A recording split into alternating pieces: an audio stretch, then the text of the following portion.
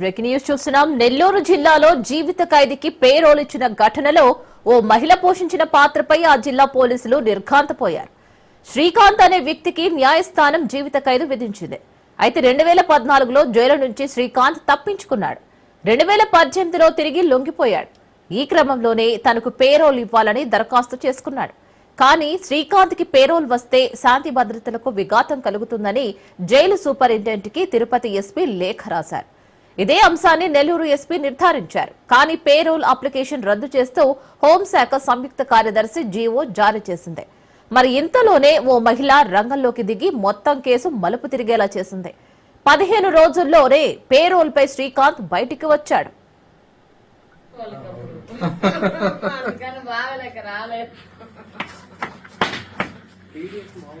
అది చేస్తున్నట్లేదు రికార్డు.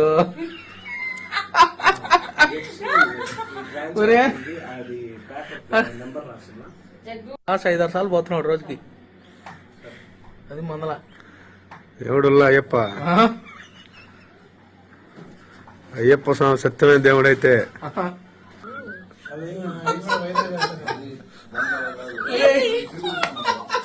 వస్తున్నాయి ఫీలింగ్స్.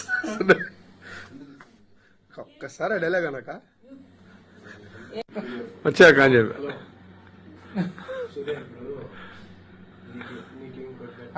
అయ్యో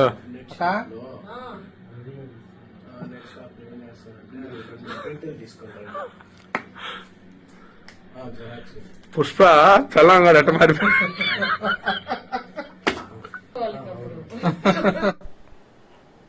శ్రీకాంత్ రిలీజ్ అవ్వడంతో హోంశాఖ అధికారులు రంగంలోకి దిగి మొత్తం కేసు రీఓపెన్ చేసి పేరోల్ జీవోను రద్దు చేశారు. అయితే రాష్ట్ర సచివాలయంలో ఉన్న ఓ మహిళ ఇలాంటి కేసులో చక్రం తిప్పడంపై పోలీసులు ఆరా తీశారు. ఆమె శ్రీకాంత్ కు ప్రియురాలిగా గుర్తించారు. వైద్య పరీక్షలకు వచ్చినప్పుడు శ్రీకాంత్ ఆమెతో రాసలీలలు నడిపినట్లు ఓ వీడియోలు వైరల్ అయ్యాయి. ఈ ఘటనపై కేసు నమోదు చేసుకున్న పోలీసులు దర్యాప్తు చేపట్టారు.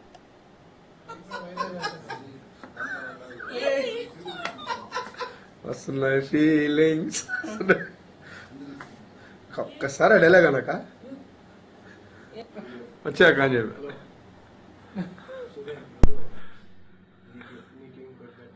అయ్యో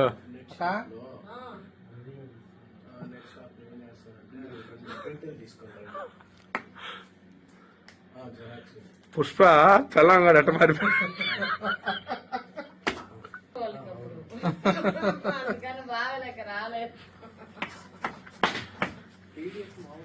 అది చేస్తున్నట్లేదు రికార్డు.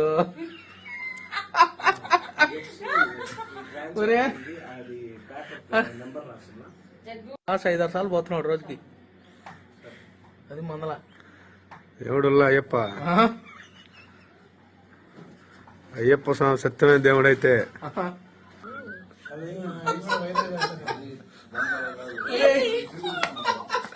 వస్తున్నాయి ఫీలింగ్స్. ఒక్కసారి నెల్లూరు జిల్లాలో జీవిత ఖైదీకి పేరోల్ ఇచ్చిన ఘటనలో మహిళ పోషించిన పాత్రపై ఆ జిల్లా పోలీసులు నిర్ఘాంతపోయారు. శ్రీకాంత్ అనే వ్యక్తికి న్యాయస్థానం జీవిత ఖైదు విధించింది. అయితే 2014లో జైలు నుంచి శ్రీకాంత్ తప్పించుకున్నాడు. 2018లో తిరిగి లొంగిపోయాడు. ఈ క్రమంలోనే తనకు పేరోల్ ఇవ్వాలని దరఖాస్తు చేసుకున్నాడు. కానీ శ్రీకాంత్ కి పేరోల్ వస్తే శాంతి భద్రతలకు విఘాతం కలుగుతుందని జైలు సూపరింటెండెంట్ కి తిరుపతి ఎస్పీ లేఖ రాశారు. ఇదే అంశాన్ని నెల్లూరు ఎస్పీ నిర్ధారించారు కూడా. కానీ పేరోల్ అప్లికేషన్ రద్దు చేస్తూ హోంశాఖ సంయుక్త కార్యదర్శి జీవో జారీ చేసింది. మరి ఇంతలోనే ఓ మహిళ రంగంలోకి దిగి మొత్తం కేసు మలుపు తిరిగేలా చేసింది. 15 రోజుల్లోనే పేరోల్ పై శ్రీకాంత్ బయటికి వచ్చాడు.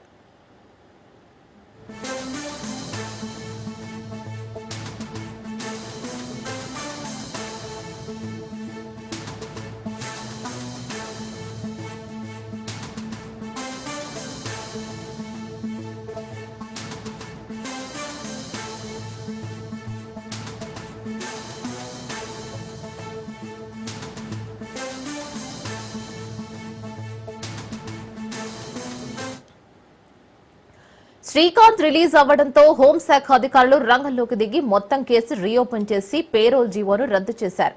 అయితే రాష్ట్ర సచివాలయంలో ఉన్న ఓ మహిళ ఇలాంటి కేసులో చక్రం తిప్పడంపై పోలీసులు ఆరా తీశారు. ఆమె శ్రీకాంత్ కు ప్రియురాలిగా గుర్తించారు. వైద్య పరీక్షలకు వచ్చినప్పుడు శ్రీకాంత్ ఆమెతో రాసలీలలు నడిపినట్లు వీడియోలు వైరల్ అయ్యాయి. ఈ ఘటనపై కేసు నమోదు చేసుకున్న పోలీసులు దర్యాప్తు చేపట్టారు.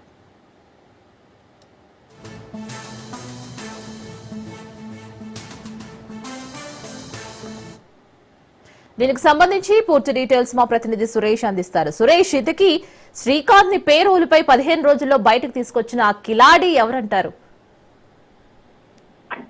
అయినా చూసుకుంటే ఇతను యాక్చువల్లీ గతంలో వైసీపీకి సంబంధించిన నాయకురాలుగా ఉన్నారు. అయితే ఈమె గతంలోనే వైసీపీ హయాంలో ఉన్నప్పుడు అటు జిల్లాలో ఉన్న పెద్ద స్థాయి అధికారులతో పాటు అట్లాగే ఎవరైతే ఉంటారో ఈ మంత్రులు కానీ లేకపోతే జిల్లా వైసీపీ నాయకులు పెద్ద వరాలు లీడర్లు ఉంటారో వారితో మంచి పరిచయాలు ఉన్నాయి. ఆ మొదట్లో బ్యూటీ పార్లర్ నడుపుతుందని కూడా చెప్పి మనకు సమాచారం అయింది. అట్లా బ్యూటీ పార్లర్ నడుపుతా తర్వాత ఎవరైతే వైసీపీలో పెద్ద స్థాయి నాయకులు ఉన్నారో వాళ్ళతో పరిచయాలు ఏర్పడిన తర్వాత కొంత స్థాయిలో అంటే చిన్న చిన్న సెటిల్మెంట్లు లాంటివి కూడా కొంతమంది మనుషులను పెట్టి కూడా సెటిల్మెంట్లు చేస్తున్నారని చెప్పి ఆరోపణలు కూడా పెద్ద ఎత్తున ఆ సమయంలో వినిపించే పరిస్థితి ఉంది. మరోవైపు చూసుకుంటే వీటితో పాటు కొంతమంది ముఠాన్ని ఏర్పాటు చేసి రౌడీ షీటర్లను ఏర్పాటు చేసి కొన్ని చోట్ల కొన్ని కార్యాలయాలు లాంటివి ఓపెన్ చేసి కొన్ని సెటిల్మెంట్లతో పాటు ఇటు గంజాయి కూడా అమ్ముతున్నారని కూడా ఆ సమయంలో పెద్ద ఎత్తున అయితే ఆరోపణలు వినిపించినాయి ఈ కిలాడి లేడీ మీద. తర్వాత ఎవరైతే ఈ కిలాడి లేడీ ఉందో తర్వాత ఈ శ్రీకాంత్ అని ఎవరైతే ఉన్నారో ఆ శ్రీకాంత్ గతంలో బారేజ్మాన్ని 2010లో హత్య చేసిన కేసులు అయితే అతనికైతే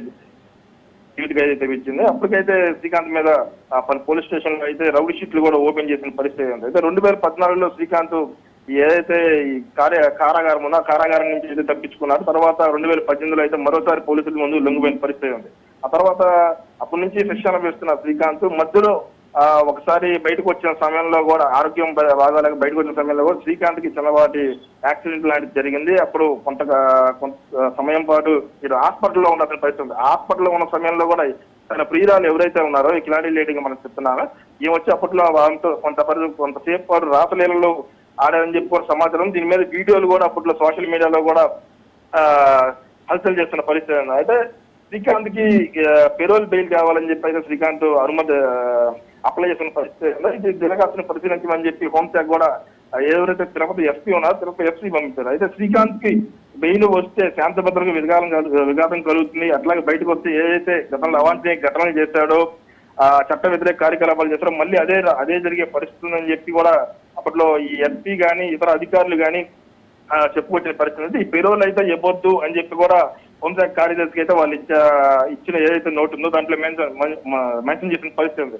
అయితే ఎవరైతే ఈ శ్రీకాంత్ ప్రియురాలుగా ఉందో ఈ కిలాడి లేడీ ఈమె తనకున్న పలుకుబడి ఏదైతే గతంలో పెద్ద స్థాయి అధికారులతో పరిచయాలు ఉన్నాయో అధికారులతో ఈ సచివాలయంలో ఉన్న కొంతమంది కీలక అధికారుల దగ్గర తనకున్న పరిచయాలతో చక్రం తిప్పి ఎట్టకేలకైతే శ్రీకాంత్ కి అయితే పెరోల్ని మంజూరు చేయించిన పరిస్థితి అయింది. అయితే మొదట్లో శ్రీకాంత్ కి పెరోల్ బెయిల్ అయితే ఇవ్వడం కుదరదు. ఇంతమంది అధికారులు ఇటు తిరుపతి ఎస్పీ నెల్లూరు ఎస్పీతో పాటు జైలు సూపరింటెండెంట్ ఎవరైతే ఉన్నారో వాళ్ళంతా శ్రీకాంత్ కి బెయిల్ ఇవ్వకూడదని చెప్తుంటే ఇక బెయిల్ రాదనుకున్న పక్షంలో తనకున్న పరిచయాలను ఉపయోగించి కిలాడి లేడీ బెయిల్ తెప్పించిందంటే ఈ విషయం ప్రస్తుతం రాష్ట్రంలో సంచలనంగా మారిందని చెప్పుకోవచ్చు. మరోవైపు చూసుకుంటే దీంతో అదే ఎవరైతే ఈ శ్రీకాంత్ కి బెయిల్ బయటికి రావడంతో ఒక్కసారిగా కమ్ముతున్న అధికారులు కానీ వీళ్ళంతా మరోసారి ప్రభుత్వం కూడా దృష్టికి కూడా ఈ విషయాన్ని తీసుకెళ్లిన పరిస్థితి ఉంది. దీంతో మరోసారి రంగంలో దిగిన ప్రభుత్వ పెద్దలు కూడా ఈ వ్యవహారాన్ని పూర్తి స్థాయిలో పరిశీలించారు. దీంతో వెంటనే మరోసారి ఈ ఎవరైతే శ్రీకాంత్ కి బెయిల్ ఇచ్చారో ఈ పెరోల్ బెయిల్ దాన్ని ఈ హోంశాఖ అయితే మళ్ళీ 8 రోజుల వ్యవధిలో మరోసారి రద్దు చేసిన జీవో కూడా విడుదల చేసిన పరిస్థితి ఉంది.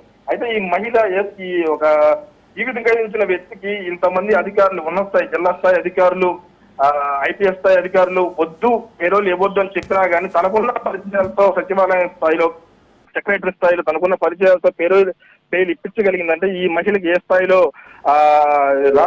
ప్రభుత్వ పెద్దల దగ్గర పరిచయాలు ఉన్నాయి, ప్రభుత్వ అధికారుల దగ్గర పెద్ద స్థాయి అధికారుల దగ్గర పరిచయాలు ఉన్నాయని చెప్పి కూడా మనం చెప్పుకోవాల్సిన పరిస్థితి. అయితే ప్రస్తుతం ఈ విషయం అయితే ఇక్కడ రాష్ట్ర వ్యాప్తంగా చూసుకుంటే ఈ విషయం పెద్ద స్థాయిలో ఇది హల్చల్ చేస్తుందని చెప్పుకోవచ్చు. ఒక పెరోల్ అంటే జీవిత ఖైదీ విధించిన శిక్షకి పెరోల్ బెయిల్ తెప్పిందంటే ఈ కిలాడి లేడీకి ఏ స్థాయిలో నెట్వర్క్ నడుస్తుంది అనేది కూడా మనం అర్థం చేసుకోవాల్సిన పరిస్థితి కనబడుతుంది. రేనా రైట్ సురేష్, థ్యాంక్ యూ.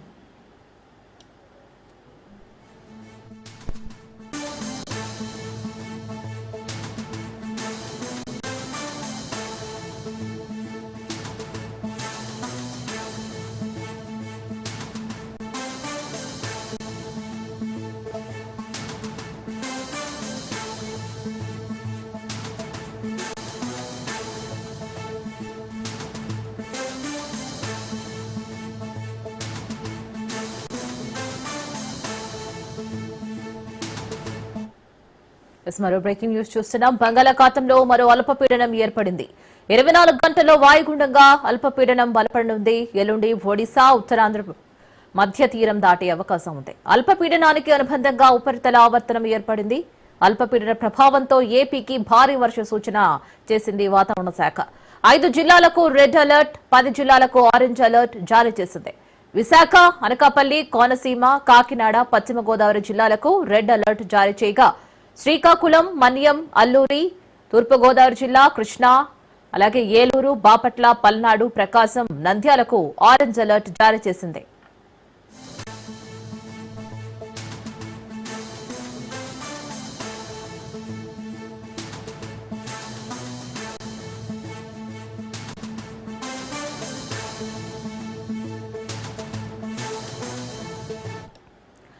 మరో బ్రేకింగ్ న్యూస్ చూస్తున్నాం. బంగాళాఖాతంలో మరో అల్పపీడనం ఏర్పడింది. 24 గంటల్లో వాయుగుండంగా మారనుంది.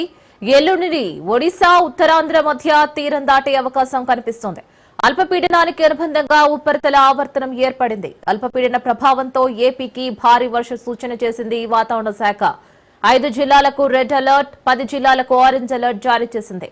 విశాఖ, అనకాపల్లి, కోనసీమ, కాకినాడ, పశ్చిమ గోదావరి జిల్లాలకు రెడ్ అలర్ట్ జారీ చేయగా శ్రీకాకుళం, మన్యం, అల్లూరు, తూర్పుగోదావరి, ఏలూరు, కృష్ణా, బాపట్ల, పల్నాడు, ప్రకాశం, నంద్యాలకు ఆరెంజ్ అలర్ట్ జారీ చేసింది.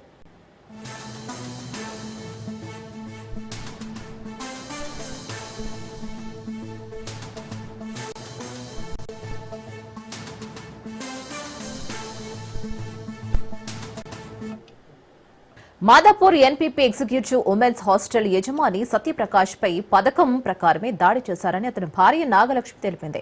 హాస్టల్ బిల్డింగ్ ఓనర్ వెంకటరమణి కొంతమంది వ్యక్తులను పంపించి తన భర్తను అతి దారుణంగా దాడి చేశారని అన్నారు. బలవంతంగా హాస్టల్ ని కాల్ చేయడానికి ప్రయత్నిస్తున్నారని కూడా, తన భర్త సత్యప్రకాష్ ఆడపిల్లలతో అసభ్యకరంగా ప్రవర్తించలేదని, కావాలని పథకం ప్రకారం ఇరికించారని కూడా అన్నారు. నెల రోజుల క్రితం ఒక మైనర్ బాలికను తన హాస్టల్లో చేర్పించి ఆమె అక్రమంగా కేసులు బనాయిస్తున్నారని తెలిపారు. గతంలో కూడా ఇదే తరహాలో వేధిస్తే కోర్టుకు వెళ్లామని, పోలీస్ స్టేషన్లో కంప్లైంట్ కూడా ఇచ్చామని హాస్టల్ యజమాని భార్య నాగలక్ష్మి తెలిపారు. అక్రమ కేసులపై కూడా న్యాయ పోరాటం చేస్తామని అంటున్న నాగలక్ష్మితో మా ప్రతినిధి Pawan face to face.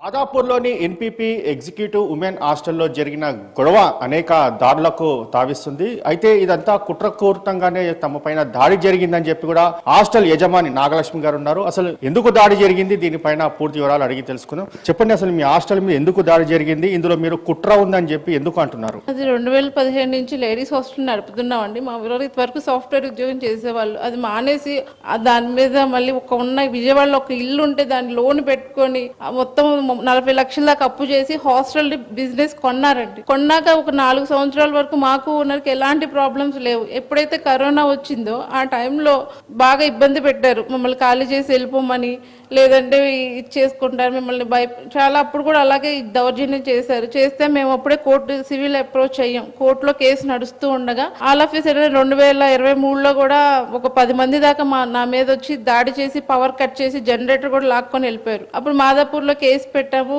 Criminal case కూడా ఫైల్ అయింది ఆ ఓనర్ మీద. కేసు నడుస్తూ ఉండగా ఈ రోజు కుట్రపూర్తంగా ఎవరో ఒక అమ్మాయిని జాయిన్ చేసినట్లు జాయిన్ చేసి మా వారి దౌర్జన్యం ఏదేదో చెప్తున్నారు, ఏం అర్థం కావట్లేదు. ఒక అతను ఒక నెల రోజుల నుంచి ఫోన్ చేస్తున్నాడు, మా దగ్గర 20 మంది ఉన్నారు, 30 మంది ఉన్నారు, తీసుకొచ్చి జాయిన్ చేస్తామని. మాకు ప్రెసెంట్ సరే తీసుకురామని చెప్తున్నా కానీ ఎప్పుడు తీసుకురావట్లేదు. హాస్టల్ దగ్గర మీకు ఫోన్ చేసిన వ్యక్తి ఎవరు, అసలు మీకు పరిచయం ఉన్నదా లేదా పరిచయస్తుడు అతను? ఎవరు పరిచయం మాకు ఎవరు లేరండి. ఇలా మా సాఫ్ట్వేర్ ఆఫీసు ఇది ఉంది, మాకు పిల్లలు ఉన్నారు, మేము జాయిన్ చేస్తాం మీ దగ్గరికి అనుకుంటూ 4 సార్లు వచ్చారు. అతని మీద మాకు డౌట్ వచ్చి మాకు లేవు అని పంపించేస్తాం. అయినా సరే ఆల్ ఆఫ్ నిన్న ఫోన్ చేసి సార్ ఒకసారి మాట్లాడదాం సార్ రండి సార్ అని రాత్రి కూడా 8ంటికి ఫోన్ చేశారు. ఏమో సరే రండి రేపు పొద్దున్న మాట్లాడదామని 11ంటికి మళ్ళీ ఫోన్ చేసి రండి సార్ మాట్లాడదామని పిలిచారు. పిలంగానే ఇంకా అక్కడికి వెళ్ళడం ఆలస్యం అంతే. ఆల్ ఆఫ్ ఒక 10 మంది అటు నుంచి ఇటు నుంచి వచ్చేసి దాడి చేసేసి నువ్వు అమ్మాయిని ఇది చేస్తావు, అమ్మాయి చేస్తావు అని మదర్ ప్రామిస్. నాకు చిన్న పిల్లలు ఉన్నారండి. మా వారు అసలు హాస్టల్ లేడీస్ హాస్టల్కి వెళ్ళరు, నేనే మొత్తం చూసుకుంటాను. మీరు హాస్టల్లో దగ్గర 80 మంది 70 మంది దాకా ఉంటారు. ఏ ఒక్క పాపనన్నా అడగండి, సత్య అన్నయ్య పిలుస్తారు. అసలు ఎప్పుడైనా మీరు చూసారా అన్నయ్య హాస్టల్లో? అలాంటిది తన మీద అంత విధంగా అంత 20 మంది మొన్న లాస్ట్ టైం వచ్చారండి. ఇప్పుడైతే మీకు ఒక దాడి వెనక ఎవరెవరు ఉన్నారని చెప్పి మీరు భావిస్తున్నారు? మెయిన్ గా హాస్టల్ ఓనర్ వెంకటరమణి అండి. ఆమె ఎవరితో కొల్లుడైపోయి మమ్మల్ని దౌర్జంగా బయటికి పంపించాలన్న విధంగా ఇలా కుట్ర చేశారండి. ఆ వెంకటరమణనే చేసిందండి. ఎవరినో కావాలని పిల్లల్ని జాయిన్ చేసి అమ్మాయి జాయిన్ చేసిన పాప పైన మీకు అనుమానాలు ఎవరిపై ఉన్నది? పాప ఎవరు అమ్మాయి నూర్జహాన్ అంటండి. ఆ అమ్మాయి ఆధార్ కూడా పెట్టలేదండి. నేను పెడితే వాళ్ళ నాన్నగారు వచ్చి నేను పెడతానమ్మా, నేను పంపించేస్తానమ్మా అని 4 సార్లు అడిగినా సరే పెట్టలేదండి. అప్పుడు కూడా ఏమంటారు, అమ్మాయి ఎవరు బయట జాయినింగ్ అయినట్లు వచ్చిందండి. ఈరోజు దాడి జరిగింది, దీనికి సంబంధించిన సీసీ ఫుటేజ్ ఉంటుంది. ఆ దాడికి సంబంధించిన వాళ్ళు ఎవరెవరు వచ్చారో దానికి సంబంధించి రాగానే అండి ఒక దగ్గర 40 నుంచి 50 అండి. ఫస్ట్ ఒక 10 మంది లోపలికి వచ్చేసారు. కర్ర పట్టుకొని, రాళ్ళు పట్టుకొని, ఆ అద్దాలు పగలు కొట్టేసేసి, సీసీ కెమెరాని లాగేసి, ఆ డీవీఆర్ని కింద పడేసేసి, నాన్న అసలుకి అతను మా వారు చనిపోతున్నారు వదలండి అన్నా సరే, ఎవరు మా దగ్గర ఉన్న వర్కర్స్ కూడా లాగేస్తున్నా సరే రాగేస్తారు. మనిషి మీద ఇంత విషయంగా దాడి చేస్తారు అనుకోలేదండి. డబ్బులు అంటే ఈరోజు పొద్దున సంపాదించుకుంటాం, కానీ మనిషి మీద ఎలా వస్తారండి? ఎక్కడ ఉన్నారు సత్య సంబంధించిన వ్యక్తి? ఎక్కడ ఉన్నారు ఇప్పుడు ప్రజెంట్ సత్య? మరి పోలీసులు తీసుకెళ్ళారు. పోలీసులు ఫోన్ చేసినా సరే వాళ్ళు అస్సలు రాలేదండి. క్యాపిటల్ పార్క్ నుంచి అక్కడికి 1 కిలోమీటర్ ఉంటుంది. చాలా లేట్ గా వచ్చారు. పైగా దాన్ని అసలు ప్రొటెక్షన్ మేము ఏమైపోద్దని చాలా భయపడిపోయామండి. ఇదంతా ఓనర్ చేసిన కుట్రండి. ఆ వెంకటరమణి గారే చేశారు. లీగల్ గా ముందుకెళ్ళి ఫైట్ చేస్తారనుకుంటున్నారు? ఏంటి పరిస్థితి? ఖచ్చితంగా చేస్తామండి, ఖచ్చితంగా చేస్తాం. కానీ తను అలాంటి మనిషి కాదండి. మీరు ఎవరు మీడియా వాళ్ళు రండి, పిల్లలతో మాట్లాడండి, ఆ పర్సన్ ఏంటో తెలుస్తుంది. చాలా మంది పిల్లల్లో 50% మంది మా వారిని చూడరండి, చూసింది కూడా లేదు. ఆయన అసలు అలాంటి విషయాలు ఇన్వాల్వ్ మొత్తం నేను లేడీస్ హాస్టల్ చూసుకునేదంతా నేను. అసలు ఆయనకి ఆ పిల్ల మొహం కూడా తెలియదండి. ఎక్కడ ఉన్నారు? పోలీస్ అదుపులో ఉన్నాడా? హాస్పిటల్లో ఉన్నాడు? విషయం మాకేమి చెప్పట్లేదండి. నేను పోలీస్ స్టేషన్కి వెళ్ళి ఇదిగోండి ఇది జరిగింది, కేసు తీసుకోండి అన్నా సరే వాళ్ళు ఏమి రెస్పాండ్ అవ్వట్లేదండి. ఎక్కడున్నారో కూడా చెప్పట్లా. ఫోన్లు చేసినా ఫోన్లు కూడా రెస్పాండ్ అవ్వట్లేదు, చేయట్లేదు. నేను ఇప్పుడే ఫోన్ చేసి హాస్టల్లో పిల్లలను ఫోన్ చేసి కూడా నేను వినిపిస్తానండి. వాళ్ళకి చెప్తారు ఎవరు ఏంటని. ఇప్పుడే చేస్తారు చూడండి. అసలు అలాంటి మనిషి కాదండి. అసలు నేను ఇన్వాల్వ్ అవ్వరండి. ఇది కావాలని పిలిచి హాస్టల్ చేసేది. నేను మా అమ్మే చూసుకుంటాం హాస్టల్ కూడా. అసలు ఆయనకి ఇది అసలు లేదు, కానీ కావాలని మేము బిల్డింగ్ వెకేట్ చేయాలని దౌర్జంగా ఇలాగైనా వెకేట్ చేస్తారని చేసిన పని అండి ఇదంతా. కోర్టులో ఉండగా కూడా ఎందుకు ఇలా చేశారు? కోర్టులో మమ్మల్ని బలవంతంగా బయటికి పంపించడానికి, ఇలాగైనా భయపెట్టి మమ్మల్ని బయటికి పంపించడానికి చేసిన పని ఇది.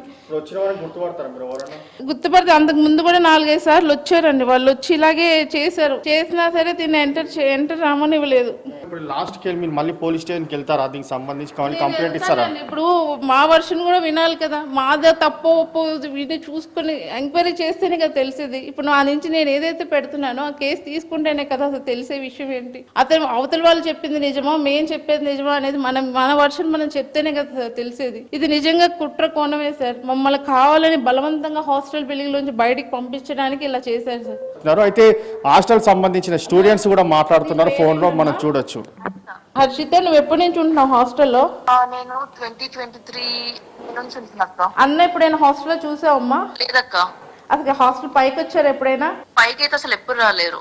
నువ్వు ఉన్న టైంలో ఇన్ని 2 సంవత్సరాల్లో అన్న నువ్వు ఎన్నిసార్లు చూసుంటావు? చాలా రేరక వస్తే అక్కడ కార్ తీసుకోవడానికి వస్తారు, లేకపోతే ఆఫీస్ రూమ్, అంతే. అంతవరకే చూసాం తప్పితే అది కూడా చాలా తక్కువ. అసలు నీతో మాట్లాడారమ్మా ఎప్పుడైనా? లేదు లేదు లేదు. నువ్వు ఏ రూమ్ లో ఉంటావు? నేను 202. నీ ఆపోజిట్ ఉన్న వాళ్ళు ఎవరమ్మా? తెలీదు అక్క. వాళ్ళు ఎప్పుడు వచ్చారో నీకు తెలుసా? రీసెంట్ గా వచ్చి అంటే 1 మంత్ అవుద్దా? అంతే కదమ్మా? అవును. సరే, థ్యాంక్ యూ.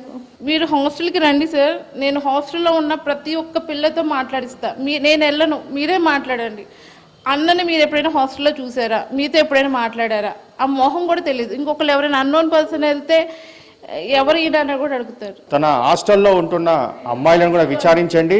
సత్య అనే వ్యక్తి ఎప్పుడు కూడా హాస్టల్కు రాడు అనేది మాత్రం ప్రధానంగా దీనికి సంబంధించి ఇటు హాస్టల్ స్టూడెంట్స్ కూడా చెప్తున్న పరిస్థితి కనిపిస్తుంది. ఓవరాల్గా పోలీసులు మాత్రమో దీనిపైన వారు చేసిన కుట్రకు మాత్రం కేసులు బనాయించొద్దు, పూర్తిగా విచారణ జరిపిన దాని తర్వాతనే దీనిపైన చర్యలు తీసుకోవాలని చెప్పి కూడా హాస్టల్ సంబంధించిన యజమాని కూడా మనతో చెప్తున్న పరిస్థితి కనిపిస్తుంది. Over to studio. హలో, వినిపిస్తుందా స్వరూప? హలో అమ్మ, నువ్వు ఎప్పటి నుంచి ఉంటున్నావు మా హాస్టల్లో? 2.5 అయింది అక్క. నీ సెకండ్ ఫ్లోరే కదా? సెకండ్ ఫ్లోర్ అక్క, 206. అన్న ఎప్పుడైనా చూసావమ్మా నువ్వు? లేదక్క, చూడలేదు. ఎప్పుడైనా హాస్టల్లో కొంచెం రావడం కానీ? హాస్టల్ ఆఫీస్ కిందే ఉన్నారు కానీ ఎప్పుడు పైన చూడలేదు అక్క. నీతో ఎప్పుడైనా మాట్లాడారమ్మా? లేదక్క. సరేనమ్మా, థ్యాంక్ యూ. విశాఖలో భారీ వర్షానికి రోడ్లన్నీ జలమయంగా మారాయి. డ్రైన్ సిస్టమ్ సరిగ్గా లేకపోవడంతో రోడ్లపై భారీగా వరద నీరు వచ్చి చేరిందని ప్రజలు ఆవేదన వ్యక్తం చేస్తున్నారు. ఎడతెరిపి లేకుండా వర్షం కురవడంతో నగరం అంతటా జలమయంగా మారింది. బంగాళాఖాతంలో ఏర్పడిన అల్పపీడనం కారణంగా రాబోయే 2-3 రోజులు వర్షాలు కురుస్తాయని వాతావరణ శాఖ అధికారులు తెలియజేస్తున్నారు. భారీ వర్షాల కారణంగా జీవీఎంసీ అధికారులు అప్రమత్తమవుతూ ప్రజలను అలర్ట్ చేశారు. ప్రజల సమస్యల కోసం టోల్ ఫ్రీ నంబర్ను కూడా ఏర్పాటు చేశారు.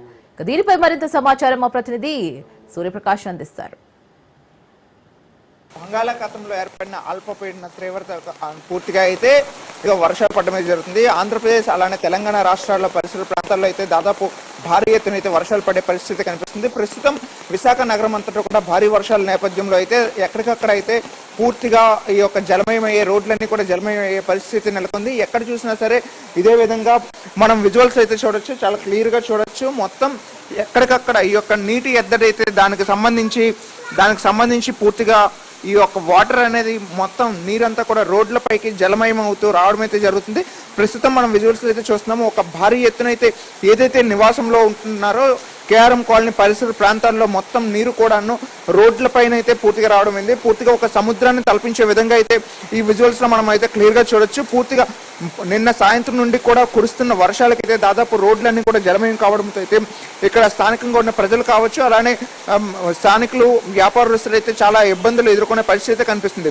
ఈ యొక్క రోడ్డుపైన ఉండే నీరు కూడా అలానే కాలువల్లో ఉండే నీరు మొత్తం కూడా ఇళ్లలోకి చేరుకోవడంతో అయితే ప్రజలంతా కూడా తీవ్ర ఎద్దడిని అయితే ఎదుర్కొనే పరిస్థితి ఉంది. ఇప్పటికే ప్రస్తుతం ఉన్న పరిస్థితుల్లో అయితే విశాఖ, అనకాపల్లి, అల్లూరు జిల్లాల్లో దాదాపు 67.75 mm అంటే దాదాపు 6.75 సెంటీమీటర్ల వర్షం నమోదు కావడంతో అయితే మొత్తం కూడా భారీ ఎత్తున ఈ యొక్క వర్షం ప్రభావం ఉండడంతో అయితే ఉమ్మడి విశాఖ జిల్లాలో ప్రజలంతా కూడా తీవ్ర ఇబ్బందులు అయితే ఎదుర్కొంటున్నారు. మరోపక్క బంగాళాఖాతంలో రేపు 18వ తారీఖున అయితే మరొక అల్పపీడనం ఏర్పడే అవకాశం ఉండడంతో ప్రస్తుతం ఆ ఉపరితల ఆవర్తనాన్ని కొనసాగిస్తూ ఎక్కడికక్కడైతే భారీ వర్షాలు కురిసే అవకాశం ఉంటుందనే విషయాన్ని అయితే స్థానికంగా విశాఖ వాతావరణ శాఖ అధికారులు అయితే తెలియజేస్తున్నారు. ప్రస్తుతం ఉన్న పరిస్థితుల్లో ఎవరు కూడా బయటికి రావద్దని చెప్పేసి ప్రజలు, జిల్లా యంత్రాంగం మొత్తం కూడా వాళ్ళని ఆదేశించిన పరిస్థితి నెలకొంటుంది. మనం ఇప్పుడంతా విజువల్స్ లో అయితే ఏదైతే చూస్తున్నామో ఇదే ప్రాంతం ఒక ప్రాంతంలోనే కాకుండా విశాఖ అన్ని చోట్ల కూడా లోతట్టు ప్రాంతాలన్నీ కూడా జలమయమయ్యే పరిస్థితి ఉంటుంది. ఎక్కడ కూడా ఎవరు కూడా బయటికి రావద్దని జీవీఎంసీ అధికారులు కావచ్చు, అలానే స్థానికంగా ఉన్న జిల్లా యంత్రాంగం మొత్తం కూడా దీనిపైన చర్యలు తీసుకోవడానికి అయితే ఏర్పాట్లు అయితే చేయడం జరిగింది. ప్రస్తుతం జీవీఎంసీ అధికారులు అయితే లోతట్టు ప్రాంతంలో ఉండే వాళ్ళని అందరినీ కూడా సురక్షిత ప్రాంతాలకి చేరవేసే ప్రయత్నాన్ని కూడా చేస్తున్నారు. ప్రస్తుతం వర్షానికి అనుగుణంగా ఎవరైతే లోతట్టు ప్రాంతాల్లో కావచ్చు, శిథిల వ్యవస్థల్లో ఉండే వాళ్ళు అయితే ఎవరు ఉంటారో వాళ్ళందరినీ కూడా సురక్షిత ప్రాంతాలకు తొలగించేందుకైతే ప్రయత్నాన్ని అయితే చేస్తున్న పరిస్థితి కనిపిస్తుంది. మరీ ముఖ్యంగా ఇప్పుడు మనం చెప్పుకోవచ్చు అనుకుంటే ఎవరైతే ఈ యొక్క వాటర్ సర్వీసెస్ లో ఇబ్బందులు ఎదుర్కొంటున్నారో వాళ్ళందరినీ కూడా సురక్షిత ప్రాంతాలకు చేరవేసేందుకు జీవీఎంసీ అధికారులు అయితే టోల్ ఫ్రీ నెంబర్ను కూడా ఏర్పాటు చేసిన పరిస్థితి ఉంటుంది. ఈ యొక్క నీటిని ఎప్పటికప్పుడు తొలగించడానికి జీవీఎంసీ అధికారులతో పాటు స్థానికంగా జిల్లా యంత్రాంగం కూడా పూర్తిగా ఏర్పాట్లు చేసిన పరిస్థితి కనిపిస్తుంది. కెమెరామెన్ ప్రసాద్తో సూర్యప్రకాష్, రాజనీష్, విశాఖపట్నం. జూబ్లీహిల్స్ సీఎం నివాసంలో ముఖ్యమంత్రి రేవంత్ రెడ్డితో టీపీసీసీ అధ్యక్షులు మహేష్ కుమార్ గౌడ్ భేటీ ముగిసింది. ఈ సమావేశంలో మంత్రి పొన్నం ప్రభాకర్, మాజీ ఎంపీ విహెచ్ పాల్గొన్నారు. పొలిటికల్ అఫైర్స్ కమిటీ సమావేశం ఈ నెల 23న నిర్వహించాలని నిర్ణయించారు. బీసీ రిజర్వేషన్లు, స్థానిక సంస్థల ఎన్నికలు, జూబ్లీహిల్స్ ఉప ఎన్నిక, పార్టీ సంస్థాగత నిర్మాణం, ఇతర అంశాలపై నేతలు సుదీర్ఘంగా చర్చించారు.